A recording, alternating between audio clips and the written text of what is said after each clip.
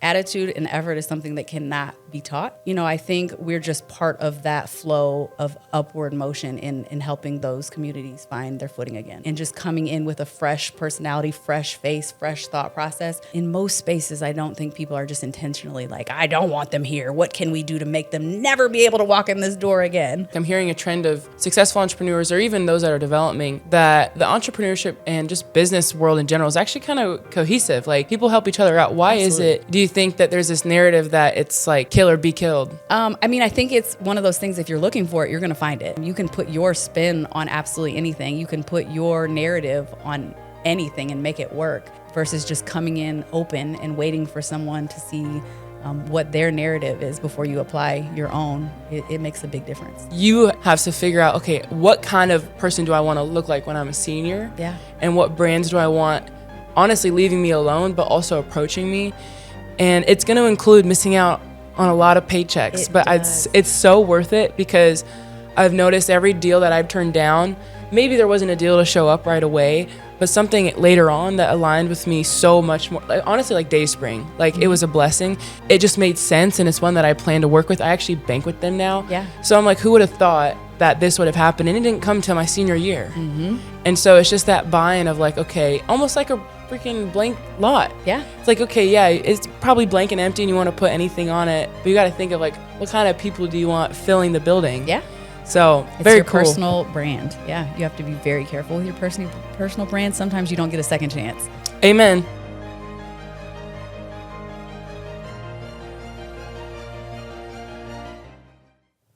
Hi guys, welcome back to another episode of When Life Gives You Lemon. I am here with Ashley Kuhn, the co-founder of the Blair Freeman Group, which is a construction company, correct? Yes. Beautiful. And my name is Rebekah Allick, and I play volleyball here at Nebraska. So I guess like before we get into it, I want to hear just like who you are and just a couple of passions before we break down your beautiful business that I have now learned is 100% Black owned and woman owned. Got So it, clock yes. that. But yeah, I want to hear who you are just like as a person, as a woman, and then we can get into your creation. That's a broad topic there. I know. I am Omaha born and raised, a mom of 3, wife, business owner. Passions are reading, traveling, and sports. Anything sports. Beautiful. Do you have any favorite sports? Basketball and football. College football, probably number 1, and then college basketball after that. Awesome. Do you have a favorite team? Obviously the Huskers, sorry, for football. Real.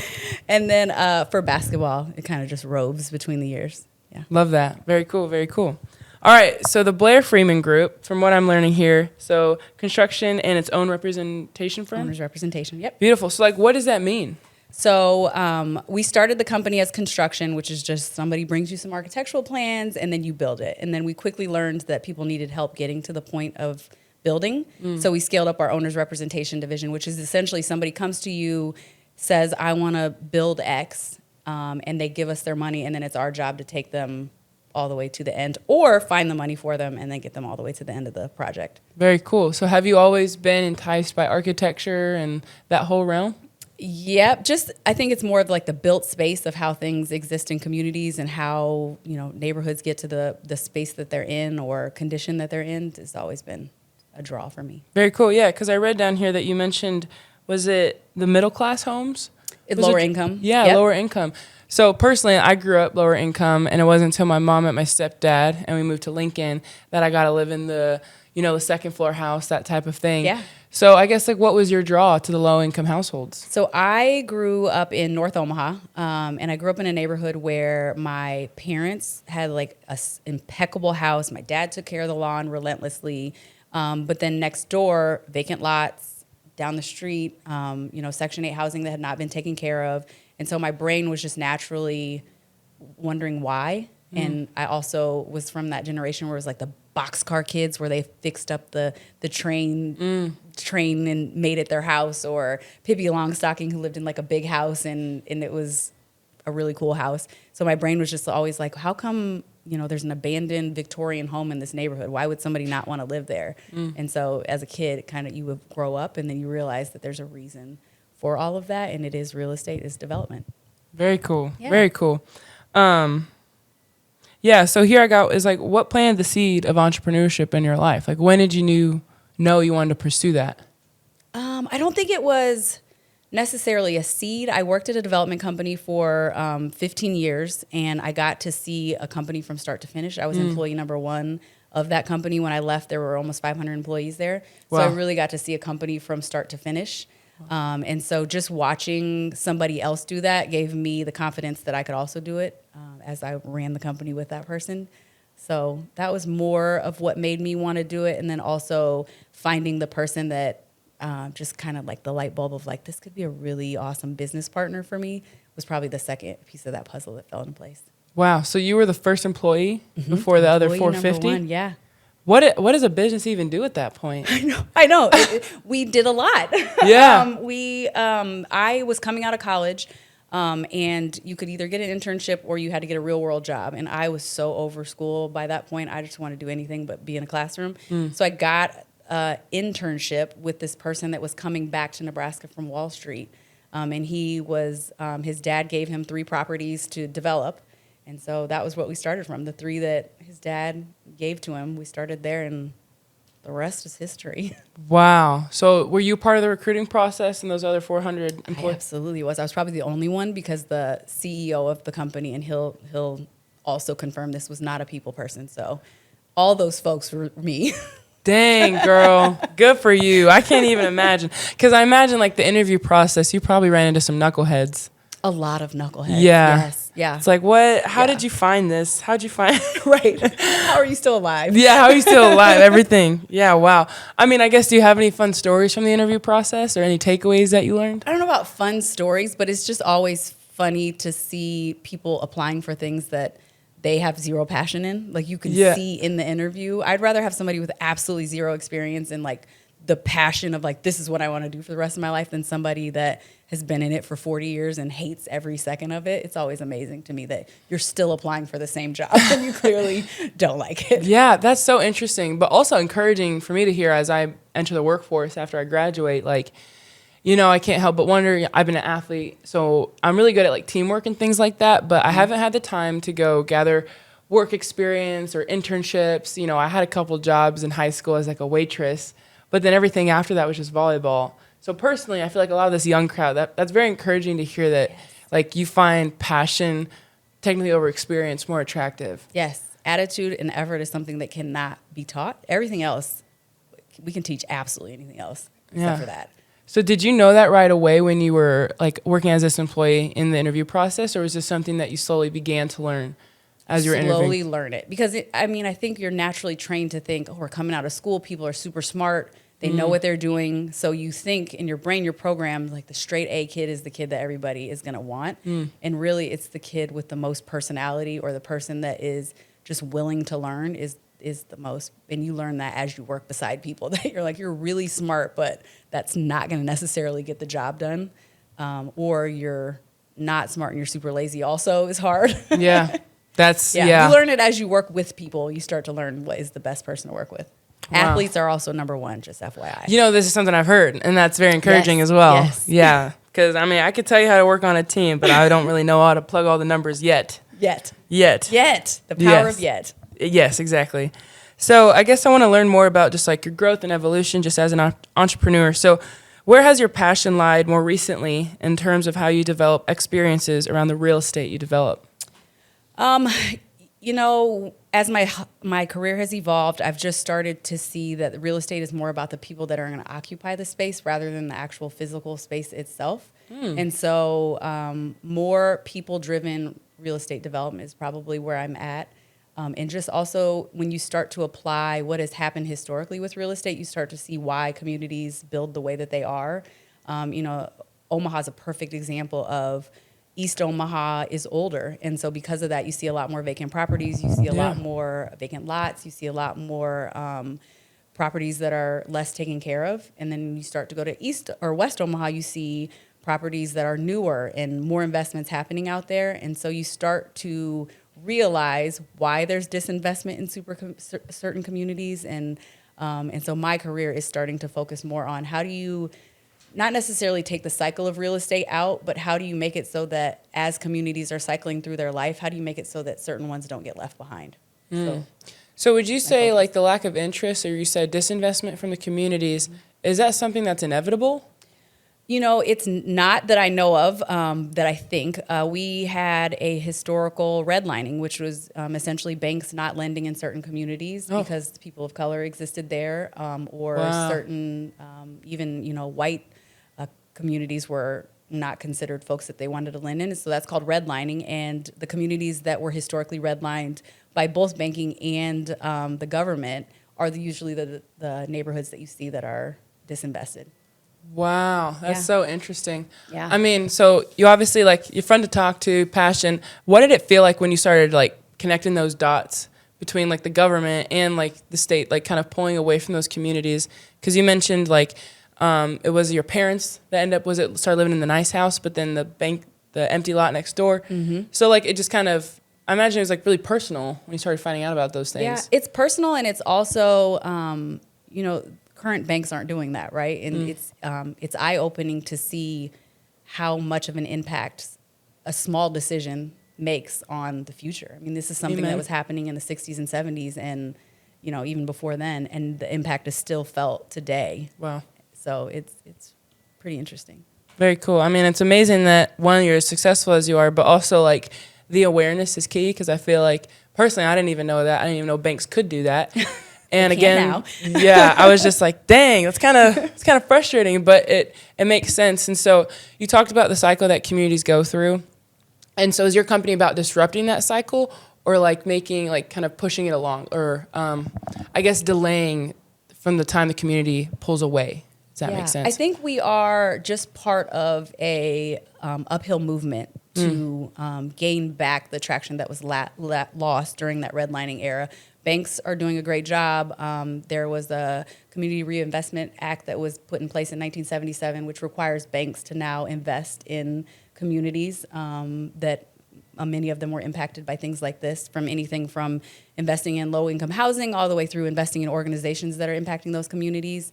You know, I think we're just part of that flow of upward motion in helping those communities find their footing again. Very cool. And just something I guess I want to learn, just woman to woman, like, you know, being like a businesswoman in this environment. And I just previously interviewed a woman talking about how she pitched her product in a mostly male predominant room. Have you had similar experiences? Oh yeah, we're construction. We are true. Male dominated through and through. Yes. Yeah. Wow. I mean, and how did you find yourself navigating those meetings or just any of those encounters? You know, it's about losing that imposter syndrome of walking into a room and thinking you know less than somebody else. And also, we have found that we were so embraced by the men that were in that industry, that are in the construction industry. They just wanted to see us successful also. Wow. So I think not walking into rooms with already setting the tone of thinking they don't want me here, they are judging me, and just coming in with a fresh personality, fresh face, fresh thought process. In most spaces, I don't think people are just intentionally like, I don't want them here. What can we do to make them never be able to walk in this door again? Yeah. Yeah. I find that interesting because I feel like, and I may speak for like other people like just going through college right now, but it can feel that way with entrepreneurs. And again, I just feel like I'm hearing a trend of successful entrepreneurs, or even those that are developing, that the entrepreneurship and just business world in general is actually kind of cohesive. Like people help each other out. Why is it? Do you think that there's this narrative that it's like kill or be killed? I mean, I think it's one of those things, if you're looking for it, you're going to find it. If you are looking for someone to be quote unquote sexist, you're going to find it. If you're looking for somebody to be racist, you're going to find it. You can put your spin on absolutely anything. You can put your narrative on anything and make it work, versus just coming in open and waiting for someone to see what their narrative is before you apply your own. It makes a big difference. Yeah, and I imagine it also like lifts the weight of encounters. Like it gives people a chance to like show you who they are and like, you know, how they want to have a fresh start. So that's very cool. And intentionality also means what somebody's intention is versus what they say. That matters a lot. Sometimes people say things that I didn't mean for it to come out that way. You have to give them space to you know, be able to explain themselves and see what their actual intentions are. Yeah, just be human. Yes. Love that. Yes. Cool. Well, I had some on the back here. So talking about the intersection of banking and business, when it comes to real estate development, business in general, partnerships are important. And I know you mentioned one earlier.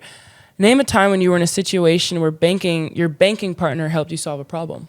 Oof, banking is probably in our industry the most important relationship that you're going to have. They're the ones that fund the entire thing. So it's important. I would say probably the most profound goes back to what we're talking about with the redlining. We do a lot of work in communities that the appraisal values don't match what the cost of the actual projects are going to be. And so having a banking relationship where you can explain to somebody why this project should be funded, why it needs the financing that it needs, but also being able to go back and forth and talk. A lot of banks have what's called a debt service ratio that you have to be able to meet in order to get funding. That debt service ratio doesn't always work on paper if you're using comparable properties in the neighborhood or you're using comparable tenants that are in there from the past. But if you're building something that's never been built before, you can't necessarily use projects that are there currently. So having a strong banking relationship has helped in a lot of those instances to be able to sell those projects that wouldn't make sense on paper. Yeah, and speaking of that, because you talked about, what was it, like community or relationship real estate? Mm-hmm. Just instead of just putting in the building, you have to think of who's going to occupy the space. I guess when did you realize that was going to be like a game-changing shift? We call that social impact, where it doesn't make sense necessarily on paper. And that I mean, you learn that really quickly when you're like, the cause that's going to go in the building is going to make a big impact to the community. You start to realize that really quickly when you're working in communities that have been marginalized or disinvested. Yeah, and I keep thinking about those communities that end up getting pulled away by the people. I guess, like, how do you get those people who have seen, like, the collapse, essentially, of the building or whatever the space is, how do you get them to buy into it again? A lot of that is just changing the narrative and also giving people the opportunity to see what it really is. So just showing the good of what the communities have in them, showing the real fabric of those communities, asking people to look past the fact that it's a vacant lot. Vacant lot is not always bad. In order to change the tide of constant abandoned buildings, vacant lots, all that, somebody's got to invest in it. And somebody's got to start. And, it's always the hardest to be the first to market. Yeah. And so that is selling that story of you are first to market. You're going to change the tide of an entire community. So I mean, that's an easy sell for most of the time. Oh, absolutely. I mean, that sells me and my family. My mom is all about like developing. She loves Omaha area, especially like, what's it called? Like downtown with the brick road. Old Market. Old Market. Mm-hmm. She absolutely adores it. The architecture, and it makes her so sad anytime she sees like old houses, especially like a wraparound porch, like not be loved on or taken care of. And she's like, oh, there's so much life and history in that, and people don't see it because it's tattered or whatever. Yeah. So it's really cool to hear that you guys are like, you're actually the people going out there and doing it. Yeah. So very cool. I guess like, in any type of business, there's ups and downs. Do you have any favorite like times when you kind of hit an obstacle and you came out on top? A time where we hit an obstacle. I don't necessarily think we hit an obstacle. It was probably just in our growth strategy. We have been blessed with a lot of opportunities. People have wanted us to do a lot of projects. Knowing to grow the right way has always been one of those things where you're like, man, I could chase the big dollar right now. We could go after these huge projects. But it's probably one of the hardest dances for us is to know when to take work and when not to, and when to pass on opportunities that are probably big and most folks wouldn't, in the name of growing the way that we had planned in the beginning. That's probably the hardest part. Girl, I wish I could past have a pile that. Of money. Yes. And honestly, like that message alone, like I'm currently a college athlete, there's NIL, and I'm trying to like plant that seed. And so many of like my freshmen right now have just like, I understand you're going to have a lot of opportunities thrown at you right now because no one knows really who you are yet. You're a blank slate. And so businesses see you as an opportunity to adopt, honestly. Yes. But I'm like, you and some of your 18-year-old self have to figure out, okay, what kind of person do I want to look like when I'm a senior? Yeah. And what brands do I want, honestly, leaving me alone, but also approaching me? And it's going to include missing out on a lot of paychecks. But it's so worth it because I've noticed every deal that I've turned down, maybe there wasn't a deal to show up right away, but something later on that aligned with me so much more. Like, honestly, like Dayspring, like it was a blessing. It just made sense, and it's one that I plan to work with. I actually bank with them now. Yeah. So I'm like, who would have thought that this would have happened, and it didn't come till my senior year. And so it's just that buy-in of like, okay, almost like a freaking blank lot. Yeah. It's like, okay, yeah, it's probably blank and empty and you want to put anything on it, but you got to think of like, what kind of people do you want filling the building? Yeah. So It's very your cool. personal brand. Yeah. You have to be very careful with your personal brand. Sometimes you don't get a second chance. Amen. Yeah, I've learned the hard way with some of that stuff. I'm like, you know what? At the end of the day, I'm trying to just do the right thing, pick the right things, and we're all human at the end of the day. But you talked about in college, like, so you got the internship, and then that's what kind of blew everything else up. Yes. But I guess in that time before the internship, like, what was on your mind? Because you're obviously like the woman you are today, but like, what did college you look like? Like, what were kind of decisions she was making? Like, I don't know, I guess some advice you have to offer. I was like you. I was an athlete, so I was just trying to keep my head above water most days. Just trying to keep between homework and travel. That gets rough fast. But I really didn't know, honestly, in the beginning of college what I wanted to do. I think when you're doing sports, you're really focused on your sport at the time. That is all you can think of. Yeah. I didn't really start thinking about what I wanted to do when I left until maybe my junior year was when it really clicked for me. But I think if I could give advice, it's the relationships matter big time. The relationships with your coaches, your teammates, relationships with folks that are not in the athletic department, which was a hard one for you to evolve into because you spend so much time in just the athletic spaces. Yes. But also getting out and networking with boosters or, you know, with business community and things like that. It's a big deal when you're in college, especially because you've got such, you know, you've got so many people that are going to be hiring. They want to see students. They want to see folks that are going to be entering the field. I would say get out and network as much as possible now. Noted. That's great advice. Thank you. I feel like I just started dabbling into it because, like, honestly, just fear of rejection, just putting yourself out there. No. But it's been fun. Like, I feel like I actually have a great connection with a few of our boosters, just people who have invested in me and my family. And my brother also plays sports, and so did my sister. She just wrapped up her senior year. So it's just cool. I'm like, dang, who would have thought something that, you know, kind of feels out of touch like business sometimes, just because it can just be transaction, can actually turn into something personal. Yeah. So they want to see you. Nobody's going to reject you. Nobody is. No one. Girl. No one. No one. No. They'd be shunned. They'd be shunned. I can't imagine you reaching out to like a CEO and then being like, ugh. Hey, everyone's got taste. I'm not everyone's cup of tea. You're in Nebraska. Nebraska, nice. At bare minimum, they might pass you down the line to somebody else in their company, but no one's going to reject you. True. Okay. Thank you. I appreciate that. I'm flattered. They'd be shunned. You call me if somebody does that. I will keep that in mind. Yes.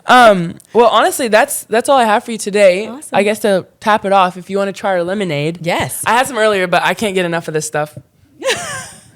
So, yeah, it's made at the Grove. It's a local cafe here. It's the Grove. And gotta shake it. Val mentioned it was made this morning, right? Yeah. Made this morning, fresh. Let's see. What do we got here? We got it's watermelon, orange, apple, and lemon. Oh, that's good. It's Ooh. fresh. It's real. It's like orange juicy almost. I like that. I just love that it's real ingredients. Like, I'm a broken record about that. Oh, the Grove is so good. And they have so many juices and elixirs. So what do you rate it? I'm going to give that out of the Grove. I'm going to give that a 8 out of 10. Love that. Yeah. Beautiful. Well, I always like giving, honestly, anybody I talk to, just like 10 seconds. You have the whole world listening. You want to talk about the Blair Freeman Group, but also who you are just as a person. What do you have to say in like 10 seconds? In 10 seconds. My always is going to be kind and pay it forward. Always. That was beautiful. Awesome. Well, Ashley Kuhn, I just hit my face with the microphone. Oh, my word. On that note, Ashley Kuhn, Rebekah Allick, thank you for joining us. Bye. Bye. Thank you.